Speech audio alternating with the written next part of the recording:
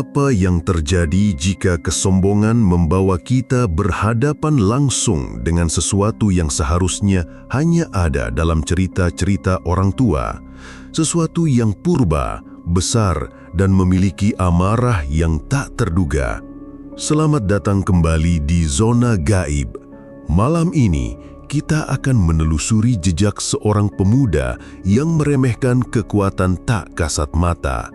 Sebuah kisah nyata tentang pertemuannya dengan sang penunggu pohon raksasa di sebuah hutan yang tak seharusnya dimasuki.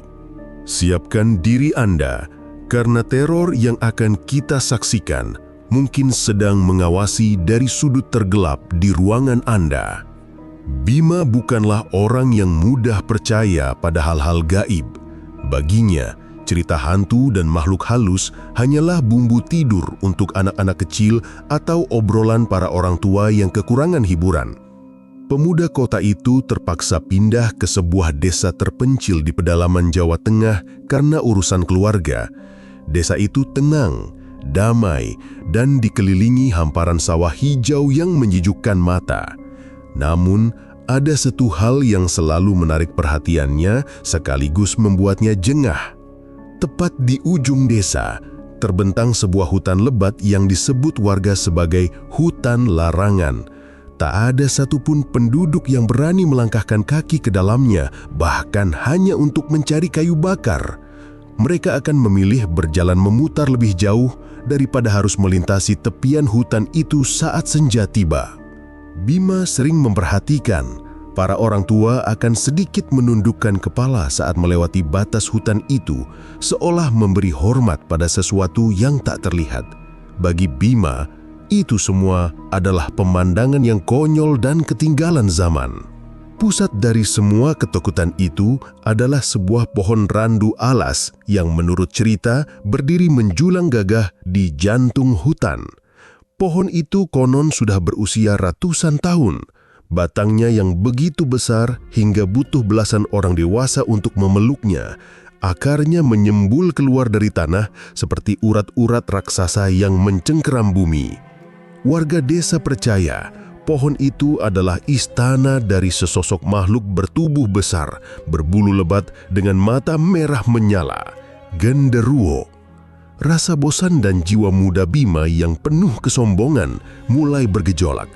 Setiap hari melihat ketakutan yang menurutnya tak beralasan itu membuatnya gatal untuk membuktikan bahwa semua itu hanyalah omong kosong. Hutan larangan dan genderuwo penunggunya menjadi sebuah tantangan pribadi baginya, sebuah petualangan untuk menertawakan ketakutan kolektif satu desa.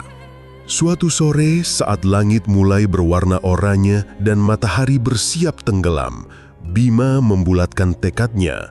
Tanpa berkata pada siapapun, ia hanya membawa sebuah senter kecil dan berjalan mantap menuju bibir hutan larangan. Udara seketika terasa berbeda. Angin yang tadinya sepoi-sepoi hangat, kini terasa lebih dingin dan lembab. Suara jangkrik dan keramaian desa seolah tertelan oleh keheningan pekat yang datang dari dalam hutan. Dengan satu tarikan nafas panjang, Bima melangkahkan kakinya melewati batas tak kasat mata itu. Seketika, suasana berubah total. Di dalam hutan, cahaya matahari sore hampir tak mampu menembus rimbunnya dedaunan. Udara terasa berat dan pengap, membawa aroma tanah basah dan daun-daun busuk yang menyengat hidung. Setiap langkahnya terasa begitu nyaring di telah kesunyian yang mencekam. Suara ranting kering yang terinjak seolah berteriak mengabarkan kedatangannya pada sang penunggu.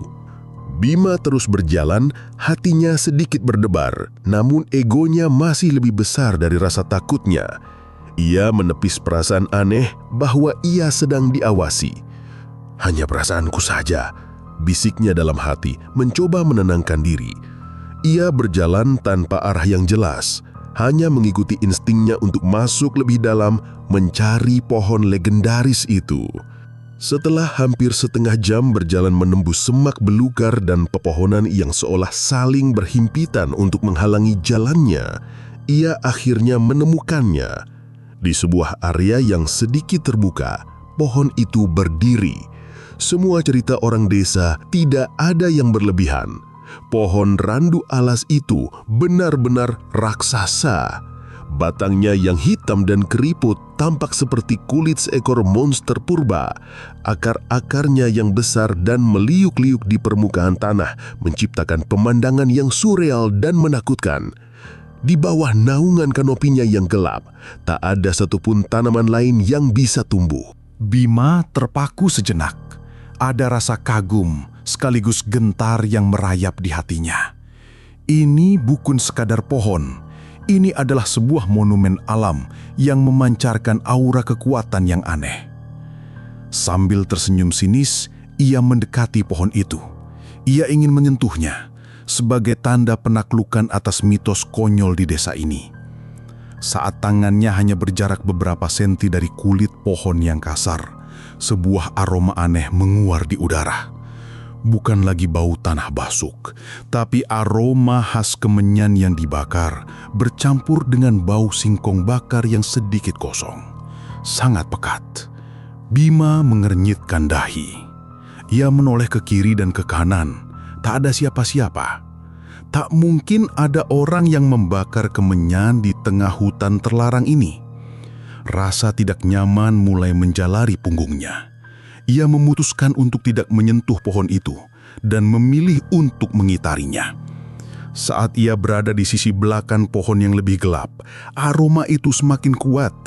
Tiba-tiba, dari atas pohon terdengar suara tawa. Suara itu berat, dalam dan serak, seperti suara tawa seorang pria tua perokok berat. Namun ada getaran aneh di dalamnya yang membuat bulu kuduk Bima berdiri serentak. Hek, hek, hek. Bima membeku di tempat. Jantungnya berdebar kencang, memompa darah dengan begitu cepat hingga telinganya berdenging. Ia mendongakkan kepala, menyalakan senternya, dan mengarahkannya ke dahan-dahan raksasa di atas. Cahaya senter yang kecil itu tak mampu menembus kegelapan pekat di antara dedaunan. Ia tidak melihat apa-apa, hanya bayangan dahan dan daun yang bergerak-gerak pelan tertiup angin. Namun, ia tahu, ia tidak sendiri. Perasaan diawasi yang tadi ia coba tepis, kini terasa begitu nyata dan menekan. Rasanya ada sepasang mata yang sedang menatapnya lekat-lekat dari atas sana. Suara tawa itu hilang, digantikan dengan keheningan yang jauh lebih menakutkan dari sebelumnya. Tiba-tiba, sebuah benda kecil jatuh dari atas dan mendarat tepat di depan kakinya. Bima mengarahkan senternya ke benda itu. Itu adalah sebuah puntung rokok kretek yang masih sedikit menyala, mengeluarkan asap tipis beraroma kemenyan yang khas. Puntung itu berukuran tidak wajar, jauh lebih besar dari rokok manapun yang pernah ia lihat. Saat itulah Bima sadar, kesombongannya telah menguap, digantikan dengan teror murni. Ini bukan lagi lejokan. Mitos itu nyata. Tanpa berpikir dua kali, Bima berbalik dan lari sekuat tenaga. Ia tidak peduli lagi pada ranting yang mencakar wajahnya atau akar pohon yang membuatnya nyaris tersandung. Ia hanya ingin keluar dari hutan terkutuk itu. Di tengah deru napasnya yang terengah-engah, ia samar-samar mendengar suara langkah kaki yang berat di belakangnya. Bukan langkah kaki manusia, tapi seperti sesuatu yang besar dan berat sedang melompat dari dahan ke dahan, mengikutinya dengan mudah. Suara tawa serak itu kembali terdengar, kali ini lebih dekat, seolah mengejek usahanya untuk kabur. Bima tak berani menoleh ke belakang. Ia hanya bisa terus berlari dengan bayangan mengerikan pohon randu alas dan penunggunya yang kini terpatri abadi dalam benaknya. Ia berhasil keluar dari hutan, namun ia tidak sadar, teror itu baru saja dimulai. Sang penunggu tidak akan melepaskannya begitu saja. Napas Bima tersengal-sengal saat ia membanting pintu rumah di belakangnya. Jantungnya terasa seperti akan meledak dari dadanya. Ia menyandarkan punggungnya ke pintu kayu yang rapuh itu, seolah berat tubuhnya bisa menjadi penghalang tambahan. Keringat dingin membasahi keningnya dan cakaran dari ranting-ranting hutan terasa perih di lengan dan pipinya. Di luar, keheningan malam desa terasa menipu. Baginya keheningan itu kini penuh dengan ancaman. Untuk beberapa saat, ia hanya berdiri di sana menajamkan telinga. Tak ada suara, tak ada tawa serak, tak ada langkah kaki yang berat yang mengikutinya. Hanya suara napasnya sendiri yang memecah kesunyian. Sedikit demi sedikit, logikanya yang sempat lumpuh karena panik mencoba mengambil alih. Mungkin hanya orang iseng, petani tua yang sengaja menakut-nakutinya karena ia masuk hutan larangan. Tapi pikiran itu langsung buyar saat ia teringat aroma kemenyan yang begitu pekat dan puntung rokok kretek yang ukurannya tidak normal. Tidak, itu bukan ulah manusia. Perasaan dingin menjalari tulang punggungnya lagi. Ia bergegas mengunci pintu dan semua jendela di rumah kecil itu. Ia menyalakan setiap lampu, membuat rumahnya terang menderang, sebuah benteng cahaya yang rapuh di tengah kegelapan malam. Malam itu, Bima tidak bisa tidur. Ia hanya duduk di kursi ruang tengah, memeluk lututnya dengan senter yang masih tergenggam erat di tangannya.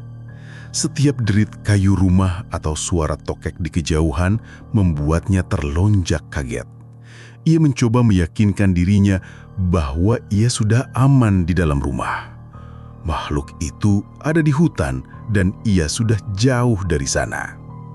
Namun sekitar tengah malam, ketenangan semu itu pecah. Sebuah aroma kipis mulai merayap masuk dari celah ventilasi. Aroma yang sangat ia kenal. Kemenyan yang dibakar bercampur dengan bau singkong bakar yang gosong. Awalnya samar, lalu semakin lama semakin kuat, seolah sumbernya berada tepat di luar jendela. Jantung Bima kembali berdebar tak karuan. Itu tidak mungkin. Itu aroma yang sama persis seperti di dekat pohon randu alas tadi. Belum hilang rasa kagetnya, dari atap rumah terdengar suara gedebuk yang berat. Bukan seperti suara buah jatuh atau kucing yang melompat. Suaranya berat dan padap, seolah sebongkah batu besar baru saja dijatuhkan di atas genting. Bima mendongak, matanya terpaku pada langit-langit. Hening sejenak, lalu terdengar lagi suara langkah kaki yang diseret, berat, sangat berat. Sret, sret, sret. Suara itu bergerak perlahan dari satu sisi atap ke sisi lainnya, seolah sesuatu yang besar sedang berjalan-jalan di atas sana, mengelilingi rumahnya. Rasa takut yang mencekik membuat Bima sulit bernapas. Ia kini bukan lagi penantang. Ia adalah mangsa yang terpojok di dalam sarangnya sendiri. Ia beringsut ke sudut ruangan, menjauh dari jendela, membenamkan wajahnya di antara lututnya. Ia berharap semua ini hanya mimpi buruk. Setelah terasa seperti selamanya, suara di atap itu berhenti. Keheningan kembali menyelimuti. Bima memberanikan diri mengangkat wajahnya. Aroma kemenyan yang tadi pekat kini mulai menipis. Mungkin makhluk itu sudah pergi. Dengan tubuh gemetar, ia merangkak pelan menuju jendela, menyibakkan tirai sedikit saja, hanya selebar celah kecil untuk mengintip. Halaman rumahnya tampak kosong, hanya ada kegelapan dan bayangan pohon-pohon kecil yang menari-nari di tiup angin malam. Tak ada apa-apa. Bima menghela napas lega meski hatinya masih belum tenang. Saat ia hendak menutup tirai kembali, sebuah bayangan besar melintas dengan cepat di depan jendela, menghalangi cahaya bulan sesaat. Sangat besar, sangat tinggi, dan bentuknya seperti manusia bungkuk yang berbulu lebat. Hanya sekelabat saja, namun cukup untuk membuat darah Bima serasa membeku. Ia jatuh terduduk, punggungnya menabrak dinding di bawah jendela. Ia tidak berani menjerit. Suaranya seolah tercekak di tenggorokan. Kini ia tahu, makhluk itu tidak pergi. Ia ada di halaman rumahnya, bersembunyi di dalam kegelapan, mengawasinya. Aroma kemenyan tiba-tiba kembali menguar dengan sangat kuat. Kali ini terasa berasal dari dalam rumah, pengap dan menyesakan. Bersamaan dengan itu, dari luar terdengar suara tawa serak yang ia dengar di hutan. Kali ini suaranya tidak jauh, tapi tepat di balik dinding rumahnya. Lalu, keheningan. Gedebuk. Pintu depan rumahnya seperti dihantam dengan sesuatu yang sangat besar dan berat. Seluruh rumah terasa bergetar. Bima terlonjak kaget, matanya melotot ke arah pintu. Gedebuk, gedebuk. Pukulan itu bukan seperti gedoran tangan manusia. Terlalu kuat, terlalu berat. Engsel pintu yang tua itu berderit, seolah akan jebol kapan saja. Bima merangkak mundur, menjauh dari pintu. Tubuhnya gemetar tak terkendali. Ia kini benar-benar terjebak. Gedoran itu berhenti. Hening lagi. Lalu dari celah bawah pintu, ia mendengar suara napas yang dalam dan berat, disertai suara seperti binatang yang sedang mengendus-ngendus. Makhluk itu ada di sana, tepat di balik pintu, mengendusnya, menunggunya. Pukulan di pintu berhenti. Namun terornya justru semakin pekat. Keheningan yang menyusul terasa lebih mengancam daripada suara gedoran tadi. Bima masih meringkuk di sudut ruangan, tubuhnya kaku karena takut. Suara napas berat yang mengendus-ngendus dari celah bawah pintu menjadi satu-satunya suara yang mengisi ruangan, menggores gendang telinganya seperti pisau tumpul. Ia bisa merasakan kehadiran makhluk itu, aura dingin dan primal yang merembes masuk menembus dinding kayu. Waktu seolah merangkak. Setiap detiknya terasa seperti 1 jam. Bima tidak tahu harus berbuat apa. Menjerit minta tolong percuma. Rumah terdekat berjarak cukup jauh dan dipisahkan oleh kebun singkong yang luas. Lagi pula, siapa yang akan berani keluar rumah di tengah malam untuk menolongnya dari sesuatu yang mereka sendiri takuti setengah mati? Ia sendirian dalam pertarungan ini. Perlahan suara napas itu menjauh dari pintu. Bima menghela napas lega. Namun itu hanya sesaat. Karena kemudian ia mendengar suara lain. Suara cakaran. Krek, krek, krek. Suara itu berasal dari dinding luar rumah, seolah kuku-kuku yang besar dan tajam sedang digoleskan ke papan-papan kayu. Suara itu bergerak, mengelilingi rumah, dari depan bergeser ke samping lalu ke belakang, seolah makhluk itu sedang memeriksa setiap inci dari benteng pertahanannya yang rapuh. Bima mengikuti pergerakan suara itu dengan matanya yang melotot nyeri. Ia merangkak pelan ke tengah ruangan, berusaha menjaga jarak yang sama dari semua dinding. Rumah kecil itu kini terasa seperti sangkar, dan ia adalah burung kecil yang panik, sementara predator jaksa mengitarinya dari luar. Suara cakaran itu berhenti tepat di belakang jendela kamar tidurnya. Hening, lalu terdengar suara ketukan. Bukan ketukan keras seperti di pintu depan, namun ketukan pelan dan ritmis di kaca jendela. Tok, tok, tok, seolah sebuah undangan yang mengerikan. Bima menahan napas, matanya tak lepas dari jendela kamar yang tirainya sedikit tersibak. Jantungnya seolah berhenti berdetak saat ia melihatnya. Dari celah tirai yang sempit itu, ia bisa melihat sepasang mata, merah, menyala redup seperti bara api dalam kegelapan. Mata itu tidak berkedip, hanya menatap lurus ke dalam rumah, seolah bisa menembus dinding dan menatap langsung ke dalam jiwa Bima yang ketakutan. Posisi mata itu sangat tinggi, jauh di atas posisi normal mata manusia. Kemudian sebuah jari yang besar, hitam, dan berbulu lebat muncul menempel di kaca jendela. Kukunya panjang, kotor, dan melengkung seperti cakar binatang. Jari itu mengetuk kaca lagi, pelan. Tok, tok, tok. Kali ini Bima bisa melihatnya dengan jelas. Rasa ngeri yang tak tertahankan akhirnya membuat Bima kehilangan kendali. Ia menjerit, bukan jeritan keras, tapi lebih seperti lengkingan tertahan yang keluar dari tenggorokan yang tercekat. Jeritan itu sepertinya justru memuaskan sang penunggu. Dari luar terdengar lagi suara tawa serak yang dalam itu. Hek, hek, hek, tawa kemenangan. Aroma kemenyan dan singkong bakar kembali memenuhi ruangan. Kali ini begitu pekat hingga membuat Bima mual dan pusing. Ia memejamkan mata erat-erat, berharap saat ia membukanya lagi, semua ini akan hilang. Namun tidak. Saat ia membuka matanya, bayangan besar itu masih ada di sana. Ia bahkan bisa melihat samar-samar bentuk kepala yang besar dan rambut gindal yang lebat menutupi sebagian wajahnya.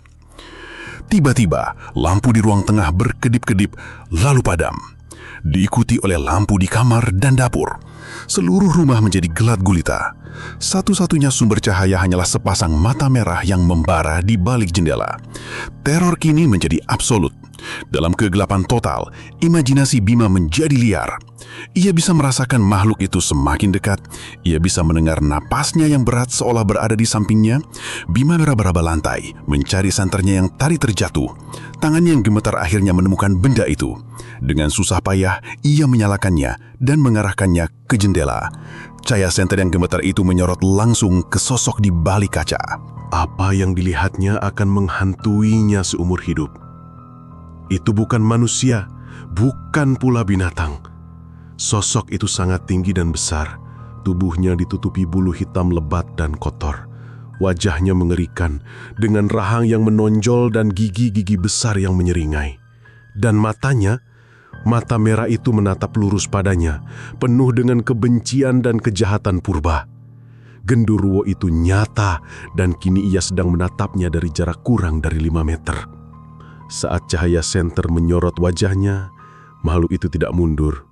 Justru, seringainya semakin lebar. Ia mengangkat tangannya yang besar dan membenturkannya ke kaca jendela.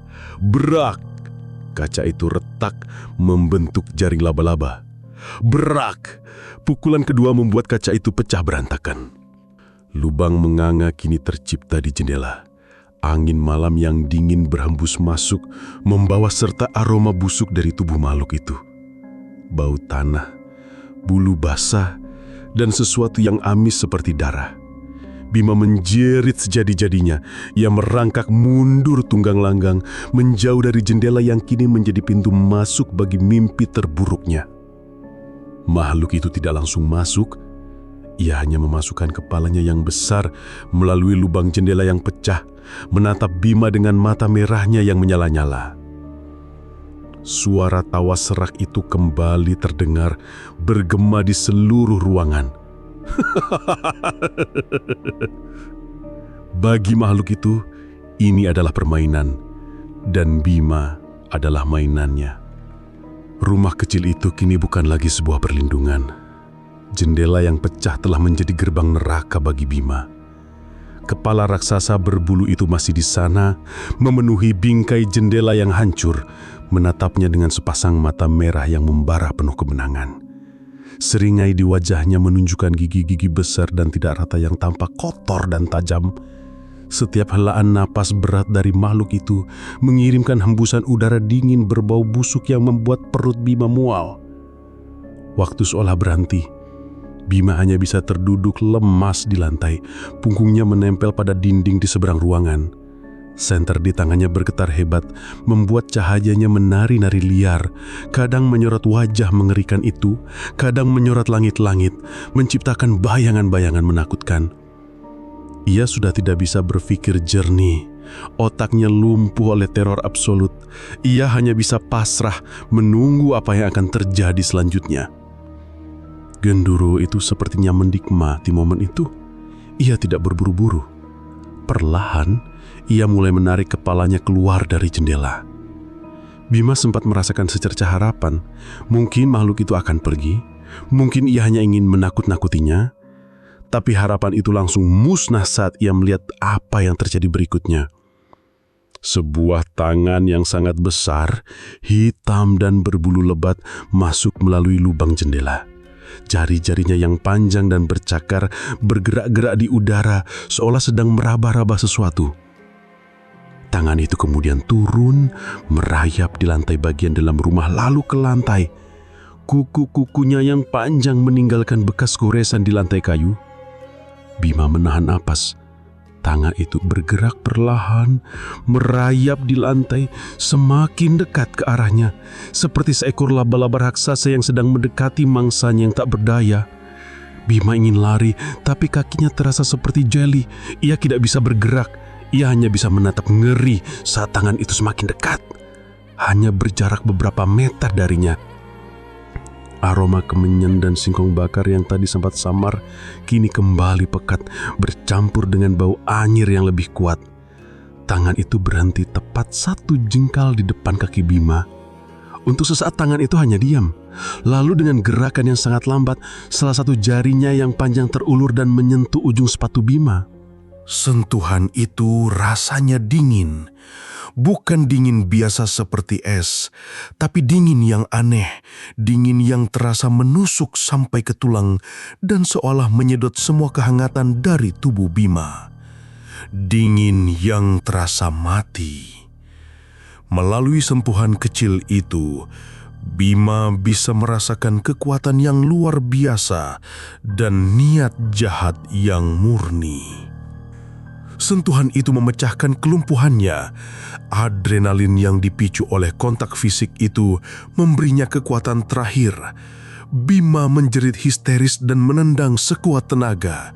Tendangannya mengenai jari makhluk itu membuatnya menarik tangannya dengan cepat. Menggunakan kesempatan itu, Bima bangkit dan berlari tunggang langgang menuju satu-satunya jalan keluar yang tersisa, pintu belakang yang menuju ke dapur.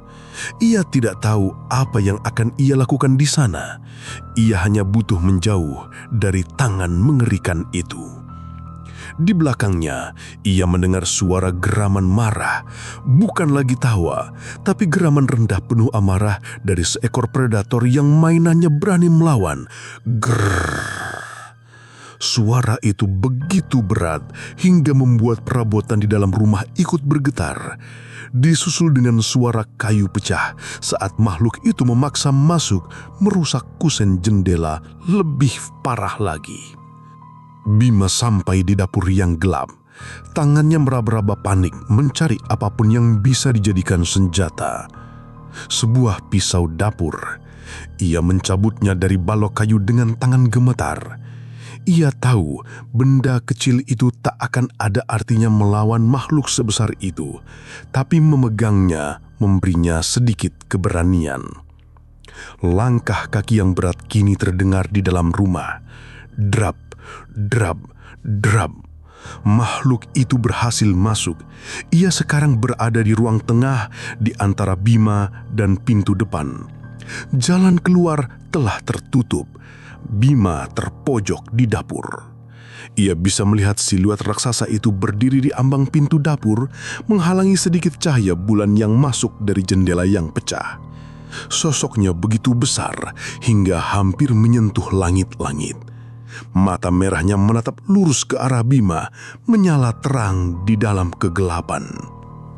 Makhluk itu tidak langsung menyerang. Ia hanya berdiri di sana, membiarkan teror menyiksa Bima. Lalu, ia mengangkat tangannya dan menunjuk ke arah Bima. Dari mulutnya keluar suara, bukan lagi tawa atau geraman, tapi sebuah bisikan. Suara serak, dalam dan purba yang terdengar seperti gesekan batu. Satu kata. Pulang. Bisikan itu menggema di kepala Bima, bukan hanya di telinganya. Pulang kemana? Pulang ke kota? Atau pulang ke hutan larangan menjadi miliknya? Pikiran itu lebih menakutkan daripada kematian. Tiba-tiba dari arah desa terdengar suara azan subuh. Allahu Akbar, Allahu Akbar. Suara azan yang biasanya hanya menjadi penanda waktu, kini terdengar seperti lonceng penyelamatan. Begitu gema takbir pertama terdengar, makhluk itu meraung. Bukan raungan marah, tapi raungan kesakitan. Ia menutupi wajahnya dengan kedua tangannya yang besar, seolah cahaya tak terlihat sedang membakarnya. Aroma kemenyan yang pekat seketika lenyap. Makhluk itu terhuyung mundur, menjauh dari dapur. Ia bergerak cepat menuju jendela yang pecah, dan dengan satu lompatan kuat, ia keluar dari rumah. Bima masih bisa mendengar suara langkah kakinya yang berat berlari menjauh, lalu sunyi. Bima terduduk lemas di lantai dapur, pisau terlepas dari genggamannya. Tubuhnya masih gemetar hebat. Suara azan subuh terus berkumandang menjadi musik terindah yang pernah ia dengar. Ia selamat. Setidaknya untuk malam ini. Saat fajar pertama mulai menyinari desa, Bima masih berada di posisi yang sama. Ia tidak berani bergerak. Ia hanya menatap kosong ke arah jendela yang hancur, saksi bisu teror semalam. Kesombongannya telah lunas terbayar dengan sebuah pelajaran yang tak akan pernah ia lupakan seumur hidupnya. Ia tahu ia tidak bisa tinggal di desa itu lebih lama lagi, karena ia tahu saat malam tiba, sang penunggu pohon randu alas akan kembali. Azan subuh menjadi penyelamatnya, sebuah batas antara dunia kita dan dunia mereka. Bima selamat, namun jiwanya telah terluka selamanya. Ia meninggalkan desa itu keesokan harinya, membawa serta trauma dan bayangan mata merah yang akan menghantuinya di setiap malam. Hutan larangan tetap berdiri angker, dan sang penunggu tetap di sana, di atas pohon randu alas raksasanya, menunggu korban sombong berikutnya. Terima kasih sudah menemani kami di Zona Gaib. Ingatlah, ada tempat-tempat yang lebih baik dibiarkan tak tersentuh, dan ada penghuni-penghuni yang lebih baik dibiarkan tak terganggu. Karena sekali Anda menarik perhatian mereka, mereka mungkin tidak akan pernah melepaskan Anda. Sampai jumpa di kisah selanjutnya. Tetaplah waspada.